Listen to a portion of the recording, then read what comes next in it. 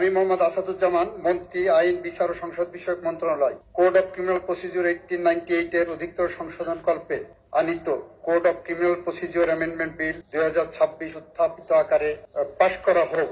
আন্তর্জাতিক অপরাধ ট্রাইব্যুনাল গুমের বিচারের পথ সুগম করতে ইন্টারন্যাশনাল ক্রাইমস ট্রাইব্যুনালস বিল 2026 জাতীয় সংসদে পাশ হয়েছে। সংশোধিত এই আইনের মাধ্যমে গুমকে মানবতা বিরোধী অপরাধ হিসেবে সংজ্ঞায়িত করা হয়েছে।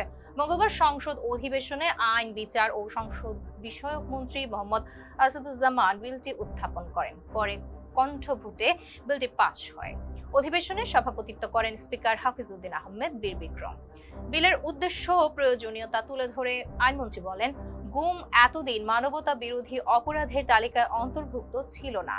এই সংশোধনীর মাধ্যমে তা অন্তর্ভুক্ত করা হয়েছে, যা আন্তর্জাতিক অপরাধ ট্রাইব্যুনালে গুম সংক্রান্ত অপরাধের বিচার কার্যক্রমকে শক্তিশালী আইনি ভিত্তি দেবে। তিনি আরো বলেন, সরকারের বিরুদ্ধে গুমের বিচার না চাওয়ার যে অভিযোগ রয়েছে, এই আইন তা খণ্ডন করবে।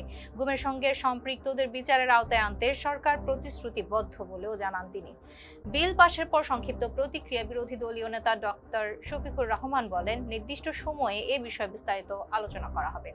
আলোচনার এক পর্যায়ে স্পিকার আইনমন্ত্রীকে উদ্দেশ্য করে বলেন, সংসদের আলোচনার বাইরে